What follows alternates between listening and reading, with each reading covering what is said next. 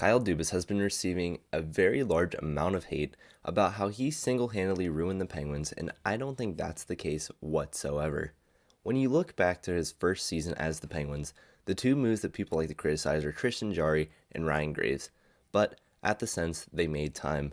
The goalie market last season was very, very weak. The other top UFA goaltender was Jonas Korpisalo, and he's not even with the Ottawa Senators anymore, who he signed his contract with. And on top of that, the Penguins had a big need at left-handed defenseman, so Kyle Dubas went out and got the best one in Ryan Graves. Obviously, that hasn't worked out, and he's been scratched a large portion this season, but at the time, it did make some sense. He just hasn't worked with the Penguins whatsoever.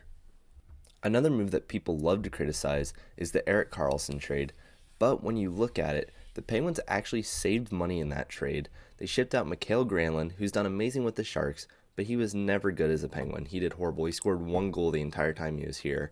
On top of that, they also got rid of Casey DeSmith, and then they also got rid of Jeff Petrie early on in that week so they could make the Erik Karlsson trade. They cleared a lot of cap space and actually ended up with more cap space than when they started with in the Erik Karlsson trade. And now, since the Penguins aren't doing the best, they can even flip Erik Karlsson again for more assets, which is even more of a plus.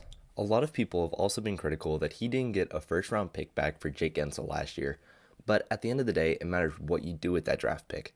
For their second round pick that they got in that trade, they drafted Harrison Brunick, who almost made the team out of camp this year as an 18-year-old, which is absolutely insane. He's going to look like an absolute stud in the NHL, and there's a really good chance that he makes it next season. But on top of that, a lot of people were also criticizing Dubas' free agent signings this year, but I feel like it was fairly obvious what the plan was. At the end of last season, the Penguins got hot, missed the playoffs, but they looked like they could compete with anybody. And I think the overall thought here was they signed all of these people like Matt Grzelcyk, Anthony Beauvillier to one-year deals, so that if that team this year showed that they were as good as they were last year, then they could make a run for a cup and hopefully help Sid and Gino get another one.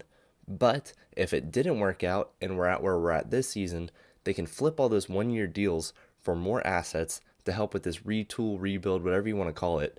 And I feel like that was the plan all along, but a lot of people are criticizing them, saying that they don't need these 30-year-olds, but at the end of the day, that's who they need to bring in to flip out to get picks for. I have a feeling the Penguins are going to look much younger after the trade deadline, and I'm excited to see it. But let me know your thoughts on Kyle Dubas' tenure as Pittsburgh Penguins general manager and president of hockey ops.